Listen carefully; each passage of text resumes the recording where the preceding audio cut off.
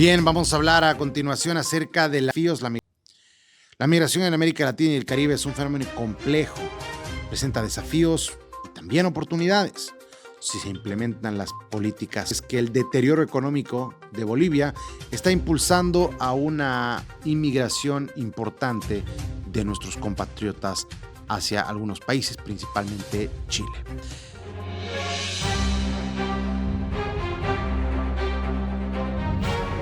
Bien, ahí teníamos estos datos importantes de lo que significa la inmigración en Latinoamérica, lo que representa además para los países, ¿verdad? La diáspora venezolana debe ser uno de los hechos, un caso de estudio sin duda alguna por la cantidad de gente que ha decidido marcharse de su país, que ha decidido en un éxodo muy parecido a un escenario de guerra. Los datos seguramente son muy cercanos a lo que se tuvo con la guerra civil, posteriormente la guerra en la que se involucraron Rusia, por ejemplo, con el intento de Bashar al-Assad de apagar a la oposición y los grupos rebeldes que se levantaron en su contra. Eso llevó a una diáspora siria que se intensificó y se hizo parte de la sociedad europea y de los países vecinos a Siria. Algo así es lo que podríamos comparar la situación venezolana. No ha habido una guerra en Venezuela, sin embargo la decadencia económica ha sido tal que, bueno, la cantidad de venezolanos que ustedes han escuchado ahí en los datos es algo sorprendente. Vamos a justamente entrevistar a quien ha llevado adelante la recopilación de estos datos y nos da una perspectiva importante sobre la inmigración en Latinoamérica y lo que está aconteciendo igual a nivel político, que es destacado verlo.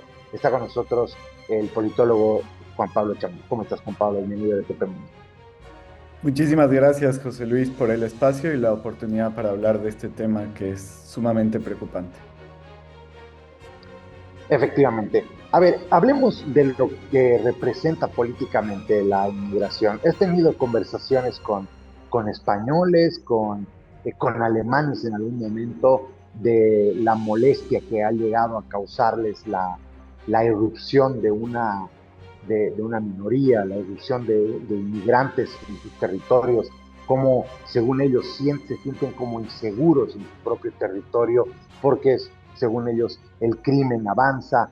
Este fenómeno de lo que representa la inmigración en Europa parece estarse mostrando muy claramente en Latinoamérica y principalmente ahora con Donald Trump, que está tratando de llevar una política muy dura en contra de la inmigración. Háblanos de los efectos de la inmigración en las sociedades. Es importante tomar en cuenta el aspecto del migrante, también como del país receptor, ¿no? Y si hablamos del caso latinoamericano, creo que no podemos dejar de olvidar que en muchos de los casos los países receptores no cuentan con la infraestructura suficiente como para recibir grandes cantidades de migrantes. Y en ese sentido eso empieza a generar resentimientos, pero también una cuestión de afectamiento a la sociabilidad común en cuanto al tema de cómo se desenvuelven las situaciones en el día a día. Hay problemas en América Latina en general por parte del brindar servicios de salud, de educación y demás desde el Estado, y cuando grandes cantidades de gente empiezan a viajar de un país a otro, saliendo o escapando de situaciones sumamente delicadas, como es en el caso venezolano, o como en este momento está empezando a iniciar con el caso boliviano, lastimosamente lo que empieza a surgir es un fenómeno de rechazo a aquellos que llegan. Y por otro lado, Jorge Luis, es importante ver que aquel que migra no lo hace en las mejores condiciones y en general no es lo óptimo, ¿no? Uno no ha nacido para querer vivir en otro país. En general uno piensa que va a poder establecer sus bases y pensar su futuro en el lugar donde ha nacido. Y lastimosamente lo que terminan obligando las situaciones económicas, pero también institucionales, a distintas personas es abandonar su país de origen en busca de nuevas oportunidades con la finalidad de darle mejores días a su familia. Entonces, esa tensión es algo que se ha dado a lo largo de la historia, es algo común. Lógicamente hoy podemos ver cómo en ciertos países eso se está convirtiendo en mayor noticia.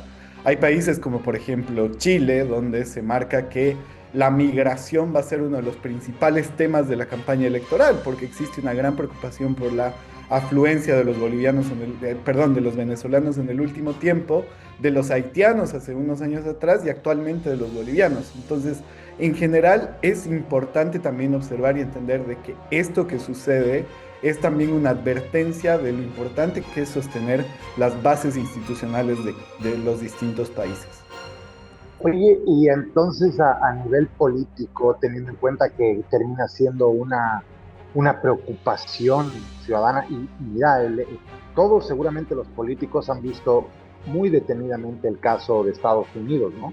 Que la campaña de Trump ha estado básicamente centrada en migración, ha sido la punta de lanza de su campaña política, que le ha dado una importante y contundente victoria en las elecciones, y eso seguramente es ahora importante. Los políticos, especialmente me imagino de la extrema derecha en Chile, como es el señor Kast, que ya tuvo una derrota electoral en las anteriores elecciones, deben estar muy atentos y expectantes a ver cómo aprovechar y capitalizar ese malestar social que se genera a raíz de la inmigración. Así que, teniendo en cuenta que ahora son los bolivianos los que estamos empezando a salir por la, eh, por la complejidad económica que presenta nuestra nación, ¿cómo perfilas que eso vaya a funcionar en la campaña política y si va a ser verdaderamente el tema más destacado en Chile?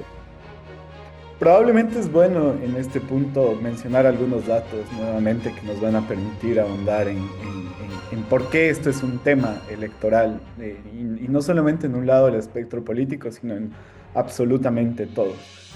Primero, nosotros hemos descubierto, Jorge Luis, que más de 2 millones de bolivianos hoy están contemplando irse del país. Es en una encuesta de la Fundación ARU, donde el 54% de los jóvenes han mencionado que sienten que existe la posibilidad de que tengan que emigrar del país, y esto es un dato, no es solamente una cuestión de percepción, sino es una advertencia. Nosotros empezamos a investigar este tema como una intuición al momento de escuchar amigos, familiares, personas cercanas o con las que trabajamos mencionar la posibilidad de que existía de cierta manera la idea de que era algo factible poder tomar la decisión de dejar Bolivia, por ejemplo. Entonces empezamos a tomar datos de un lado y del otro para ver efectivamente qué es lo que estaba sucediendo, y nos dimos cuenta de que estamos ante un fenómeno en marcha. Por dos temas. Primero, por la cuestión de que el modelo económico boliviano ha fracasado, y eso de cierta parte nos muestra que estamos ante un colapso, y ciertamente eso impide a la gente pensar en un futuro mejor en su país. Y por el otro lado, por la crisis institucional que cuenta Bolivia. Nadie confía en el sistema. Ahora, yendo al tema de Chile, dando un par de ejemplos, la cantidad de residencias que se han estado solicitando en los últimos 2 años es alarmante. No solamente por la cuestión de Chile, sino pensando en lo que implica para el futuro de Bolivia, porque es la fuerza productiva la que está migrando. Hoy en el año 2023 se han solicitado alrededor de 22.000 residencias temporales. Y en el año 2024 esa cantidad se ha incrementado a más de 80.000, 81.187 para ser precisos. El incremento es muchísimo. Estamos hablando, Jorge Luis, como si la mitad del departamento se vaciara. Y otra cosa que preocupa es ese perfil del migrante, que es un perfil de un joven que es técnico, que probablemente ya no tenga intenciones de volver. Estamos viendo cada vez una migración de más empleados y obreros y menos estudiantes. Y lo que eso condice para Bolivia es la pérdida de una base trabajadora. Probablemente no nos damos cuenta porque la migración boliviana es más silenciosa que la de otros países, porque las características del trabajador boliviano también son muy apreciadas alrededor del mundo y sobre todo en los países vecinos. Pero de cierta forma lo que también vamos a observar es una cierta reacción hacia esta migración boliviana, porque necesariamente los bolivianos que ocupan estos espacios van a tener que acceder a los servicios en otros lugares, y esto es lo que hace que la conversación no solamente se dé alrededor de si la migración está bien o no, sino sobre la situación de Bolivia en general. Entonces, vemos un fenómeno que se está dando en general en el mundo, que de cierta parte a nosotros tiene que llevar también a que observemos lo que está sucediendo en nuestro propio espacio. Sin duda. Ahora, dime tú, lo que genera en las sociedades a las que van los migrantes, ¿por qué se empieza a generar este malestar con los migrantes? ¿Qué es lo que hacen los migrantes, aparte de trabajar y ser una excelente fuerza de trabajo, fuerza productiva, gente tecnificada, gente estudiada, que está ocupando espacios? ¿Por qué genera este malestar? Que sí, entiendo que es algo natural, es una respuesta, pero ¿cuáles son los ejes que mueven este malestar a las personas que migran? Pueden ser políticos como no. En general, uno siempre observa con ojos de sospecha al nuevo vecino que tiene enfrente, pero no por una cuestión de calificación pura y dura, sino simplemente porque uno está atento a qué es lo que va a hacer ese vecino alrededor mío y va a terminar implicando dentro del mecanismo de la vida social de un propio país.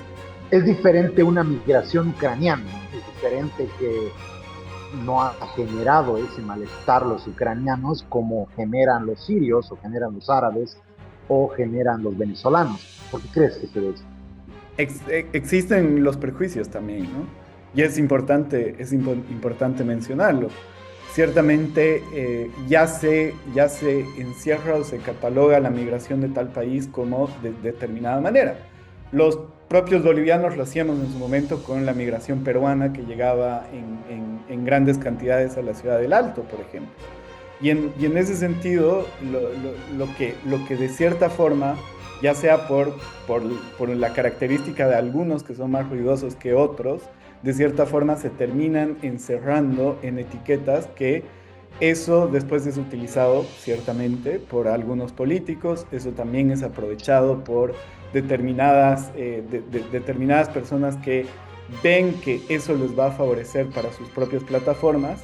Y por otro lado, existe esta cuestión de convivencia. Cuando uno tiene un nuevo vecino, tiene que aprender a vivir en base a las costumbres del lugar, pero de cierta forma también se llevan otro tipo de costumbres en las que hay que encontrar puntos medios, en las que culturalmente de cierta forma se tienen que dar nuevas dinámicas, nuevas lógicas en el día a día, y eso es lo que lleva a que existan estas tensiones.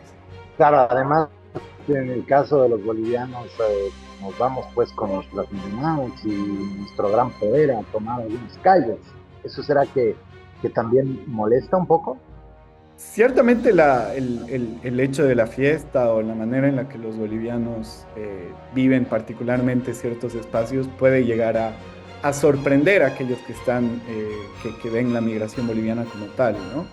Pero yo te diría que la experiencia con la migración boliviana en general en el mundo ha sido muy positiva. Es decir, se valora mucho lo trabajador que es el boliviano, hay una sensación de que es un trabajador confiable también, lo que no sucede con otras nacionalidades. Pero por otro lado, cuando un boliviano es muy trabajador en otro lado, la fuerza productiva que pierde nuestro propio país es sumamente preocupante. Entonces, puede existir mucho esta sensación de que va a venir un trabajador que le gusta mucho la fiesta, efectivamente. Eso puede estar bien o mal, dependiendo de los ojos de quien lo ve, pero lo que preocupa es que, por ejemplo, en este momento, si empiezan a migrar esta cantidad de jóvenes de forma acelerada y continua, la pérdida de una fuerza productiva que sería clave para una recuperación económica es un hecho que tiene que ser alarmante y que está en curso. O sea, no es simplemente una cuestión de intuición, sino nosotros con datos hemos descubierto de que esto ya está sucediendo, porque además esto ya tiene elementos de migración estructural, Jorge Luis. Y una migración estructural vacía un país y hace muy difícil cualquier tipo de recuperación económica, institucional y demás. Y esto nadie lo está diciendo en este momento, pero la fuga de capital humano no es simplemente un problema del futuro, sino ya está erosionando el presente. Oye, y basado en una proyección que se puede hacer con los datos antiguos que han recopilado, ¿Se puede más o menos proyectar cómo va a ser o cómo van a ser esos datos en 2025? Mira, no hemos hecho el ejercicio de hacer esta proyección como tal, pero lo que sí podemos observar son dos cosas que son sumamente preocupantes. Primero, que la crisis económica del país se ha profundizado. Entonces, si la crisis económica en el país se ha profundizado, a diferencia de los años 2023 y 2024, lo que vamos a observar en este 2025 probablemente sea aún más preocupante. Y lo segundo que hemos planteado como opción es que tiene que dejar de verse la migración como una opción por defecto. No, sentimos que no se está escuchando el dato, sentimos que hay una catástrofe silenciosa que está sucediendo, como muchas de las cosas que suceden en Bolivia, ¿no? Y esto en relación de lo que es Bolivia con el mundo. Jorge Luis, viendo también lo que nos llama hoy a conversar. Bolivia en general es un actor muy silencioso, pero importante, relevante. Y este es uno de esos fenómenos silenciosos que se están dando. Entonces, de cierta manera, esta es también una invitación con datos, con información, a discutir soluciones reales y salir un poco de los discursos, porque tal vez es importante decirlo así. Bolivia todavía no colapsó, pero ya ha empezado a desmoronarse, y la pregunta no es si esto va a pasar, la pregunta es si vamos a reaccionar antes de que pase. Peligroso, pero te agradecemos por habernos acompañado a mostrarnos estos datos. Te mandamos un abrazo, Juan Pablo. Gracias por habernos acompañado y gracias por la investigación. Igualmente, Jorge Luis, muchísimas gracias por el espacio y a disposición de lo que necesiten en el futuro. Perfecto, vamos a estarte contactando. Bien, ahí lo tienen. Sin duda alguna tiene que ser parte también ahora del relato político, ¿no? Hay que empezar a establecer las bases de qué se va a hacer para evitar la salida de bolivianos. Necesitamos plantearnos soluciones a este tema, y los candidatos en este momento son figuras fundamentales para que nos puedan decir cómo evitar una diáspora boliviana, que la situación económica está comenzando a desmoronar a la fuerza productiva de nuestro país, aquellos jóvenes tecnificados, aquellas personas que ya tienen experiencia laboral y que significarían una mano de obra, una mano importante en el aparato productivo, que seguramente lo han estado siendo durante los últimos años, y lamentablemente vamos a perder esa fuerza. Una pena. Solamente podemos aquí hacer votos para evitar pedirle a usted que no se vaya, que siga apostando por su país. Bien, nos vamos a ir al siguiente sector. Esto es Protagonistas.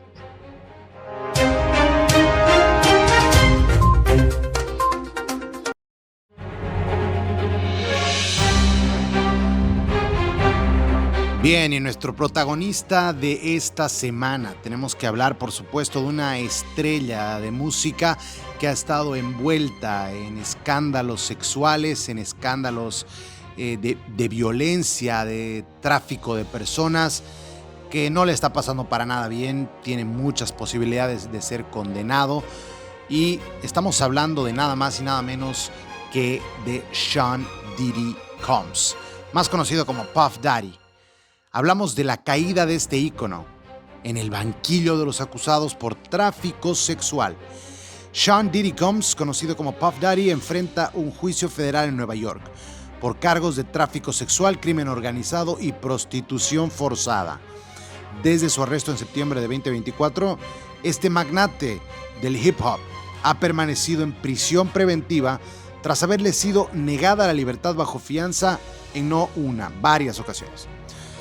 Los fiscales que están con este caso dicen que utilizó su poder y su prestigio en la industria para inducir a mujeres a participar en actos sexuales bajo los efectos de drogas en eventos denominados los famosos freak-offs. Además, se lo acusa de transportar a trabajadoras sexuales para participar en prostitución. Una de las testigos clave en este caso es Casey Ventura, su exnovia y una importante cantante, quien ha declarado haber sido abusada y explotada sexualmente durante años por el señor Combs.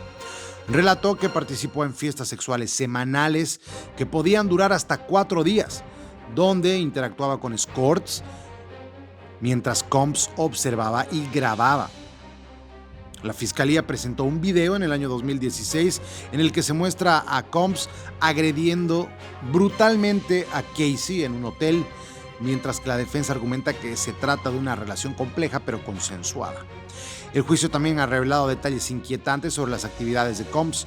Durante una redada a su residencia de Los Ángeles en marzo de 2024, las autoridades encontraron cientos de botellas de aceite para bebé y lubricante en una caja controlada por humedad, junto con drogas, armas y lencería asociadas a las fiestas sexuales. Además, un ex asistente de Combs admitió haber procurado y manejado drogas para él, aunque negó ser una mula de drogas. Combs se ha declarado inocente en todos los cargos y enfrenta posibles condenas de cadena perpetua si es hallado culpable.